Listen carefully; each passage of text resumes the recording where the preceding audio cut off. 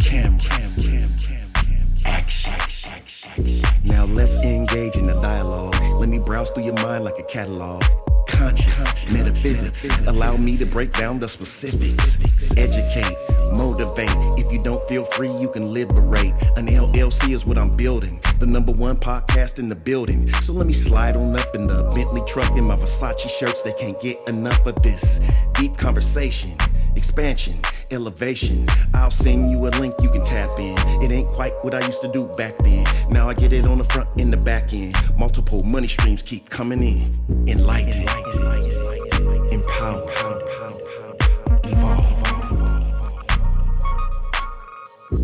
Enlighten, empower, evolve.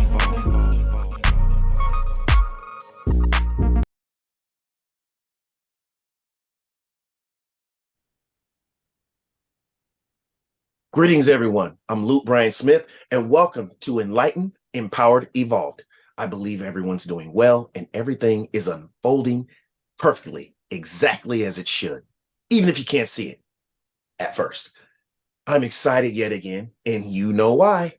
Because I love engaging in just conscious, educational dialogues with people from around the world, and today is no exception. I have Nhien Vuong, and she's just an amazing individual. She's going to tell you about herself, but she holds degrees in many prestigious institutes and certifications, and just amazing. And I forgot to put the word Reverend at the beginning of her name, but you'll find out more about that. So how are you doing today, Nhien? Oh, I'm doing wonderfully. Your energy is just so amazing. I so appreciate being here. Yeah. I'm happy to launch in if you want to hear a little bit about who I am and what I do and all that. Yeah. Yes, exactly. And before you even say anything, I got to say one more thing, because I really do like to start off my show with just gratitude. And I just want to thank you once again and extend my sincerest gratitude to you, because I believe, I'm a firm believer that time is one of our most precious assets. We only have a certain amount of time. And for you to choose to spend a segment of your time here with my guest and I appreciate that. Yeah, for sure. No, I feel so yes, let's just get right into it, Reverend. Tell us more about yourself, about that Reverend, you can even highlight, if you want, some of these. I want you to. Some of these degrees that you got, these organizations from the organizations you got them from. Like, I'm not even gonna say the name. I want you to say the name. Oh, you want me to say them? Okay. Well, how about I start like in the foundationally, I am a Vietnamese refugee. I fled Vietnam at the end of the war. We ended up in California. And so I grew up in a multilingual, like Vietnamese, English, multilingual, tri-generational family, like basically grandparents in the house. So very kind of unusual background. But I think when we arrived here, we hit the ground running, as you saw, like in terms of like the American dream. Like there's a very classic story there. So we started with nothing. My dad was a janitor at the local sewage plant. That's kind of how we started in the US. And he like mortgaged and refinanced his house and put all 5 children through college. I have a degree in philosophy. My undergrad is in philosophy from UC Irvine. So I was a California girl for most of my life. And then, as you mentioned, I went to Stanford Law School, have my Juris Doctor from Stanford. After that, I got a Masters of Divinity from Unity Institute and Seminary. So I am a licensed and ordained Unity minister. I did practice law for, depending on how you count it, 8 to 10 years in the San Francisco Bay Area. I actually practiced antitrust and securities litigation. So like big business, like litigation in San Francisco for many years until I got spiritual awakening. High pressure,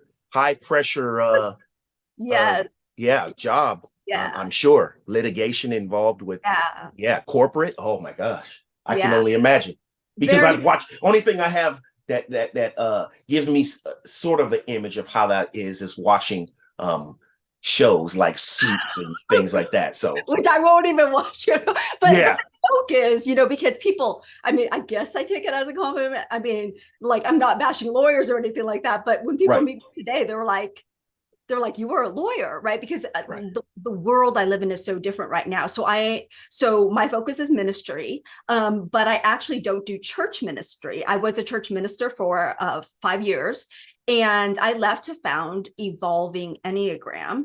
And so the Enneagram is this basically it's known in our modern day as a personality typing tool. And so people can kind of use it for that, but really it's essentially an ancient map of consciousness. And so what I love about ancient map, if I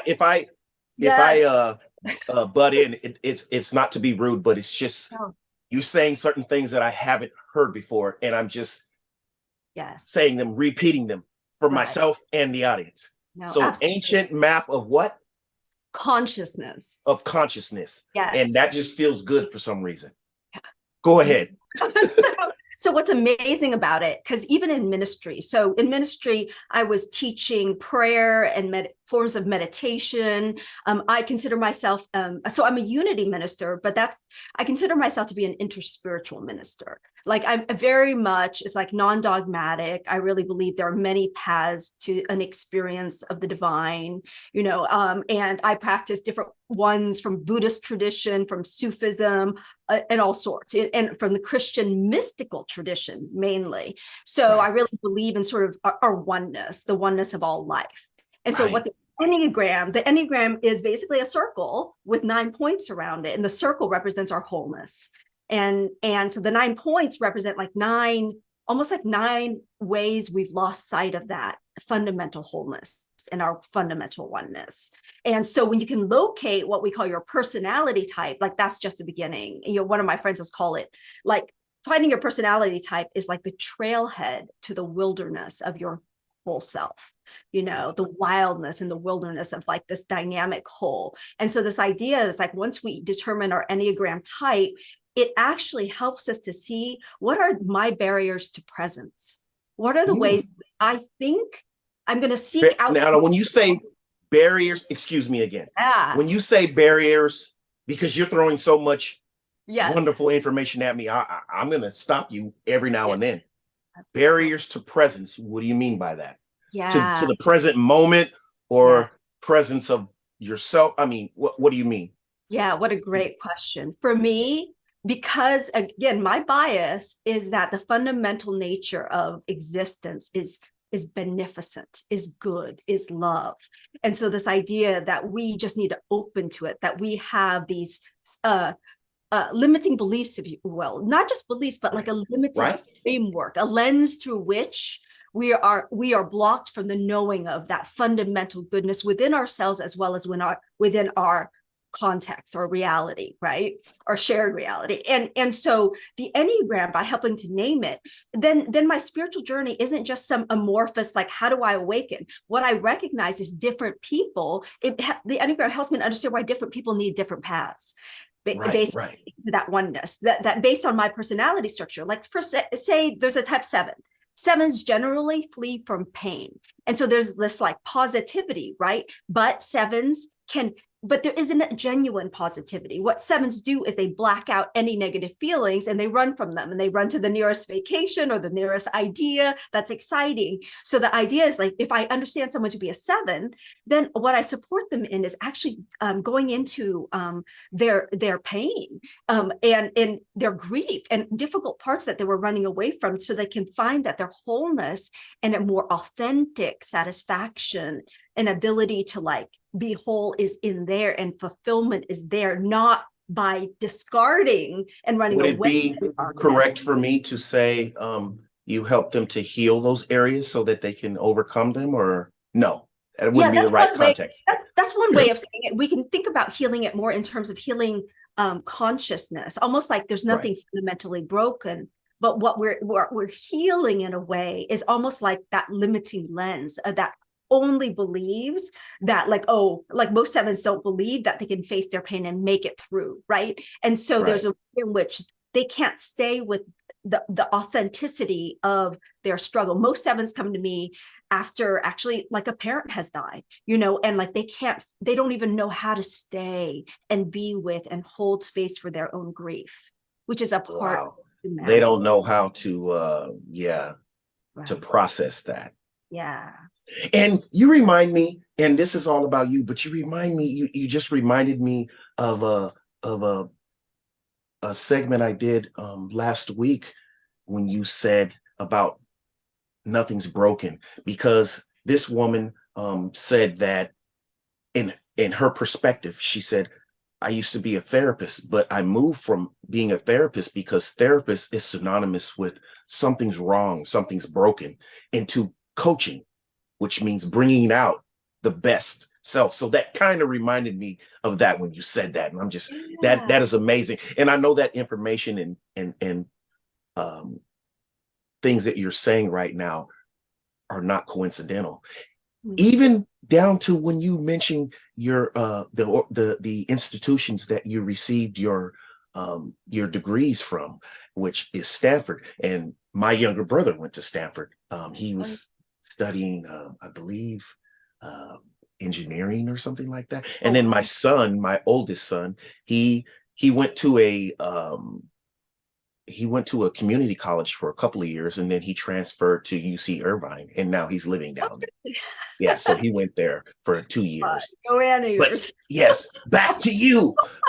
So continue about the Enneagram. And then you mentioned something about a circle. Now, I'm reading a book right now on metaphysics, and I can't think of the name because I'm terrible with names, but it's upstairs. I'm like in the middle of the book right now, and I'm doing some of the exercises that it's saying to do. And I just drew a wheel called the Wheel of Fortune. And you draw this wheel, and you draw this affirmation around it. And it has these spokes that you put the things that you want to manifest the most or affirm the most, like health, wealth, family, love, whatever. And I had my whole family do one as well. I helped them do one.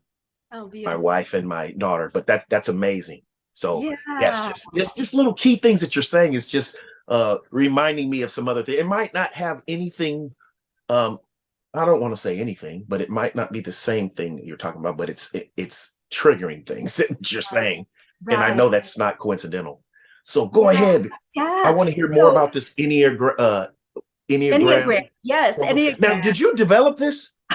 Hardly. I mean, we're talking like an ancient symbol. Ancient symbol. Only that arguably, I mean, again, like I could spend a whole week talking just about the Enneagram, and I would love to, because I love what I do. But basically, you can map almost any human dynamic on it. Like, so not only on the map can you find like your own personality type, like if I know yours and I know someone else's, I know how you interact with each other. I've had couples I work with literally, because usually it's the one person comes in, then they bring their partner in, the partner's reluctant. But if they mention like, oh, we think so-and-so's Enneagram type is this, then I'll be like, well, if so-and-so's Enneagram type is this, then likely this is the dynamic that you're having and you're responding to it in this way. Like, I don't even know the person yet. And they're like, buy in right away, because it speaks to some fundamental truth in the psyche of that particular, human archetype, if you will. So and the Enneagram type is like your human archetype, right? It's not the essence of who you are. It's like a structure, through which we filter our lives. And so the idea behind working with the Enneagram is, once I understand that point on the Enneagram, it's not about like, hooray, you're this point. It's not saying you're bad, but it's more that when you're fixated at the point, you don't get to live into the wholeness of you as represented by the whole circle. So it's the idea that people think, oh, if you're a type 3, that I overly equate what I do with who I am, right? That I am what I'm capable of doing, or the value I add, versus just being valuable for pure being. That's one of my lessons, right? And so it's just like the healing salve of these beliefs that are contrary to what that little point on the Enneagram believes about itself.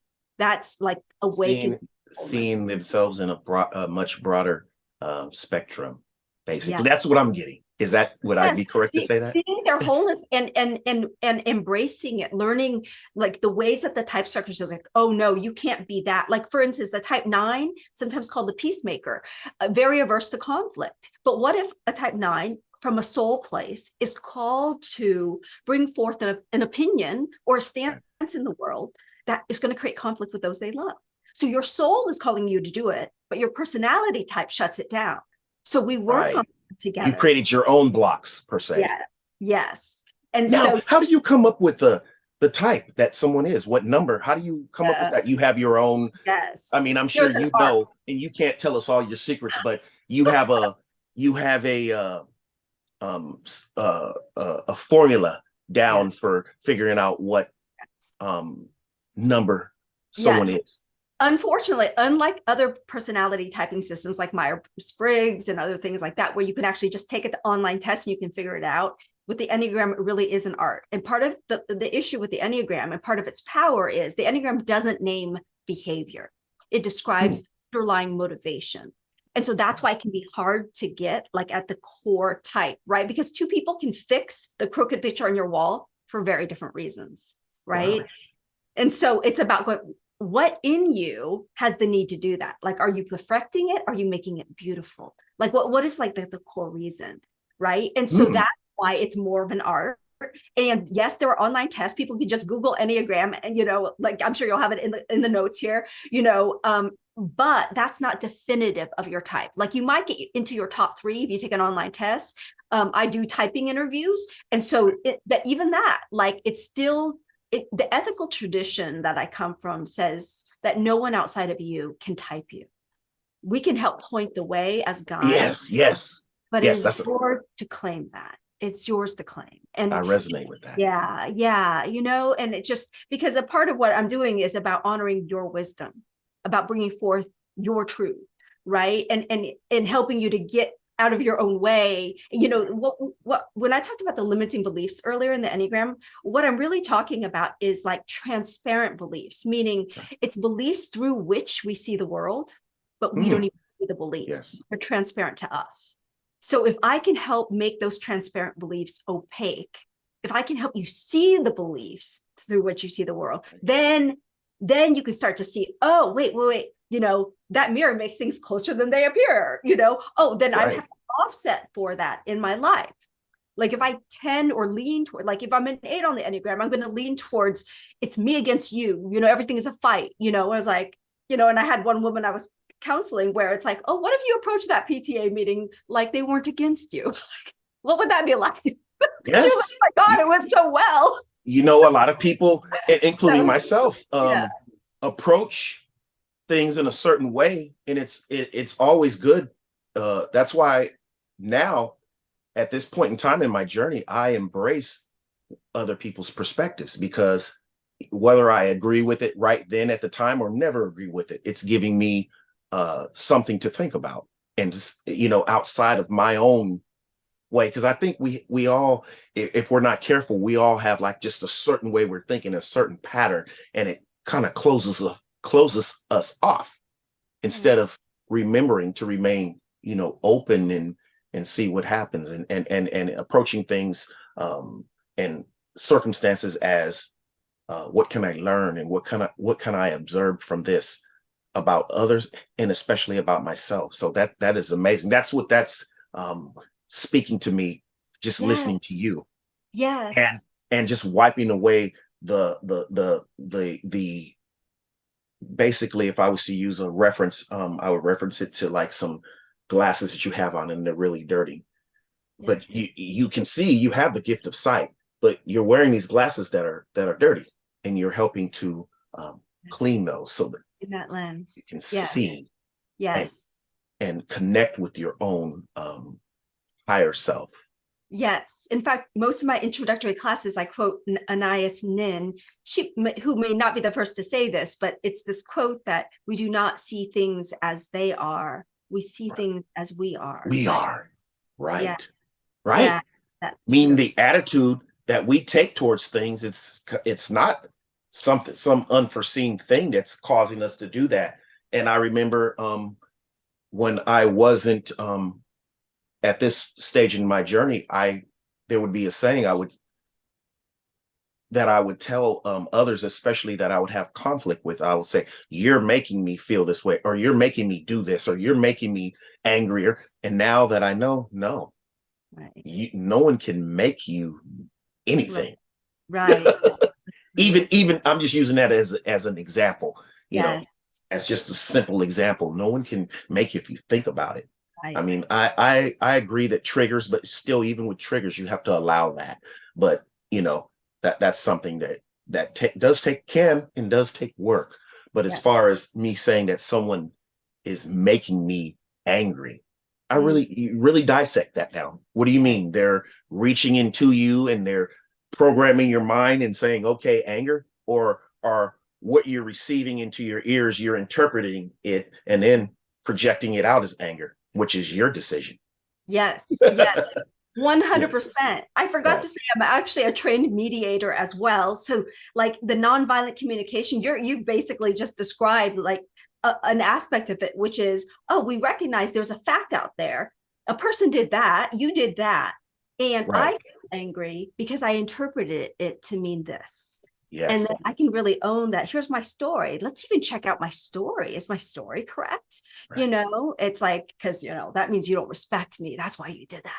Yes. And it just goes back to affirming and solidifying what you just said. It's, that quote that you just made, and can you say it again?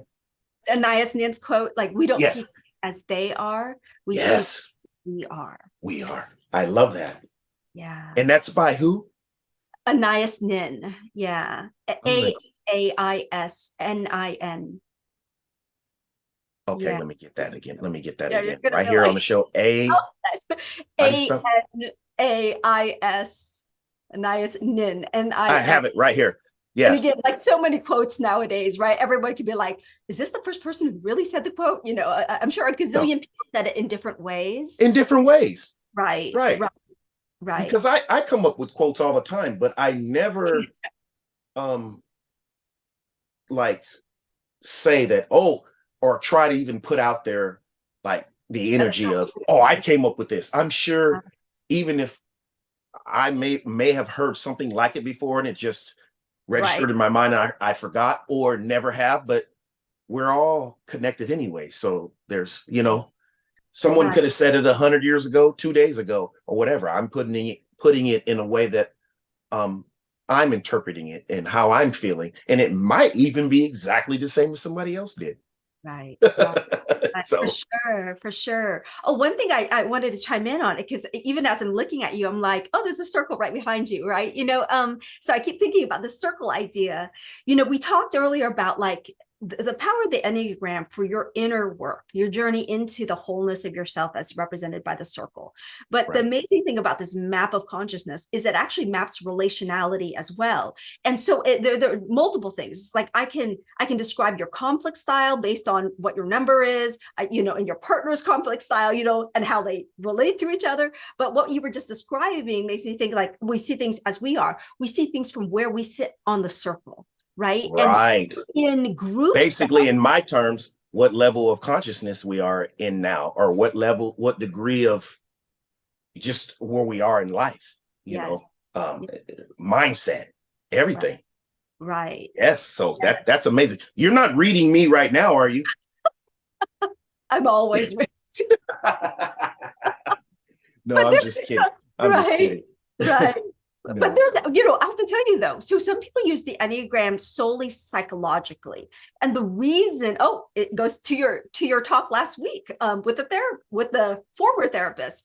The reason I don't purely use it that way is because the Enneagram can be used to simply dissect people, to simply analyze people, to break them down without holding their wholeness at the same time. So, and so there's something about the spiritual journey of like holding wholeness, even as I can recognize your individuality within that wholeness, right? But for me, that's so essential because as we hold another's wholeness, as I'm sure you're aware of, it sounds like in your work, we help to draw it out, right? We hold them as broken, like we reinforce that brokenness, like our beholding matters. right? And so, Uh, yeah, so like I can recognize certain traits here, but you're like, yeah, but like, let's not forget, like if I'm overly focused on the Enneagram, then I am not here to witness the full territory of you, of your organic being, right? And wow, so, I like the way you express that. so Yeah, if yeah, I'm focused too much, yes, then I'm not. it's a Yeah, then tool, but right, don't, and it's a balance, I'm sure. right, Right. right. Yeah, yeah, just of holding, yeah. And yeah, that's the work. And so I do one-on-one work. I do couples work. I work with families. I have several adjunct faculty who work with me who help to facilitate weekly contemplative Enneagram groups where we meditate basically for 20 minutes, and then we share from our Enneagram types and our journeys and what we're working on. I do speaking around the world, last year in Egypt, Sweden, Denmark. It's an exciting life, but it's so fulfilling. And I feel like honored to be, like, I get privy to the most intimate aspects of Right. human lives, That's and amazing. the things that matter, like to people the most. And I also, because of it, I also feel like the advantage I have when people look outside and they are jealous of other people. For me, I'm in with people's inner lives. I work with people who are extremely wealthy, kind of like Right. in every walk of life. And I'm like, we're all human.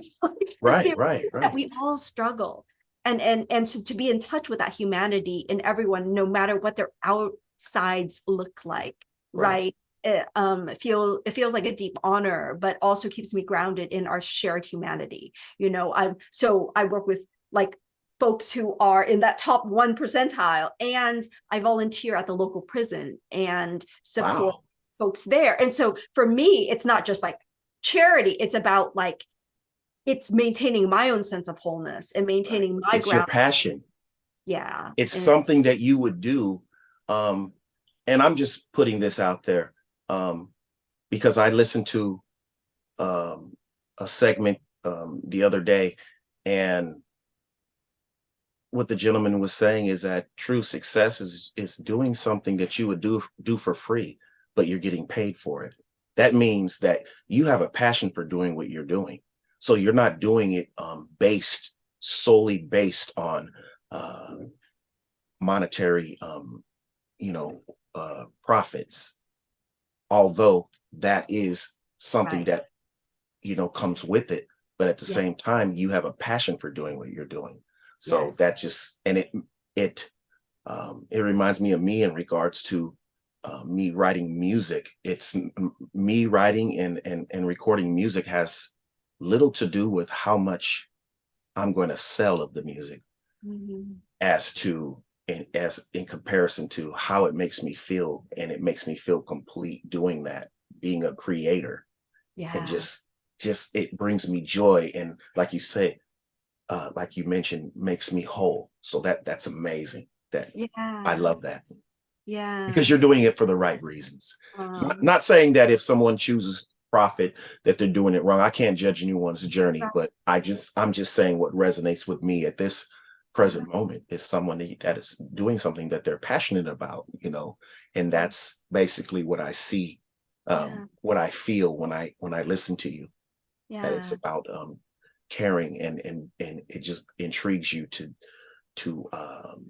to engage and use your skill set in different environments with different people from different levels of consciousness, of class, of economics, and it's just amazing. That's amazing, and I Yeah. commend you on Yeah. doing that, and all your other accomplishments. I mean, like you say, like the American dream, but still, um, it takes dedication and it takes discipline to accomplish what you have, and that's what I see, that you have the wherewithal um to to to to get through and to accomplish once you set your mind on a certain goal, and then you accomplish that goal, and then once you accomplish that goal, you set another goal, and then you accomplish that goal. And I believe that's what life what makes life just keeps us going, is setting goals and going after them, and learning and growing. And that's exactly,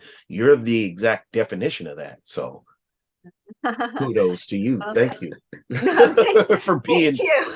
yes, who you No, are. no. Yes. So, oh, go ahead. Go ahead. I was going to say, well, I appreciate that. And I want to add, I mean, for me, when I listen to speakers who maybe even did something that like I hoped to do, right? And for me, that was like, oh, doing something meaningful and actually being able to make a living doing it, right? That like, I deeply believe that genius is in every human, right? And that like sometimes it's about loving yourself enough and caring about yourself enough in little ways to start out with, right? Making your bed in the morning, like, just that where I believe everyone has this capacity to live their genius in a way that is different from mine, right? Yes. But yes. Everybody has their own unique genius level talent. That's what I believe. Right. Sorry for just speaking so loud, but I get excited. Especially when someone triggers me. Yeah, you triggered me. But in a good way. That's awesome. In a good way. I enjoy so much having conversations. And just, I don't want to use the word use, but it elevates me listening to people talk and from their perspectives. And even down to just vocabulary. I pay attention to everything, just listening. So a word that you may have used somewhere in this, in this, I might incorporate it into the way I articulate myself. So I just love learning and growing and grasping. That's why if you say something and I haven't heard it before, whether I don't care about people, I don't want to say don't care, but it doesn't bother me if someone thinks, oh, he doesn't know what that means. Nope. At least I'm going to be honest enough to express that. And then now I know what it means because she just explained it to me. So now I know. So now I'm elevated a bit more. And that's the type of, conversations and segments I enjoy having here. Something that's going to leave me a little bit more expanded than, before we started. So that's amazing. So what I want to ask you before we leave before we conclude this segment is how can people find you? Now I'm sure you messaged me the links, and I'm going to incorporate those into the description of this segment when it's uploaded. But while you're here live, for those that are just listening, like maybe on Spotify, how can they find you and your beautiful program and work and your expertise? How? Yes. Okay. Well, so Evolving Enneagram. So evolving, which is one of, your words, evolved. Enneagram is ENNEAGRAM. So evolvingenneagram.com. Evolving Enneagram is my Instagram handle. It's, I've got a LinkedIn account. I've got a Facebook account. So just find that and you'll find me like everywhere. And so I do work at a high level. Like I like working with leaders, for the individual coaching. But here's the other thing also, my contemplative Enneagram groups this year, again, to balance this and make it accessible to everyone, those are pay what you can. And so that's my invitation to grow larger community where you can have this resource of meditation, an Enneagram informed community. Yeah. So, and at every, just with a diverse group of people from around the world. We have Muslims in our group and we have Christians and we have Wiccans and we have, I read that. Life. Yeah. It's really, amazing. So thank you very much for coming on again. I appreciate your presence, your energy, your insight, your perspectives, your expertise. Just you're an inspiration to me as well. And I'm pretty sure to a lot of people that are listening, that will see this, that will listen and see it. And just thank you very much. I appreciate everyone for watching and listening. And if you want to be on the Enlightened, Empowered, Evolved podcast, email me at 333empower@gmail.com. Don't forget to hit that like button and that subscribe button on whatever platform or streaming service that you may be listening and or watching this program. Thank you very much. I send in love, appreciation, success, health, wealth to everyone. May it circulate in all areas of your experience. Thank you very much. See you soon. Enlightened, Empowered, Evolved.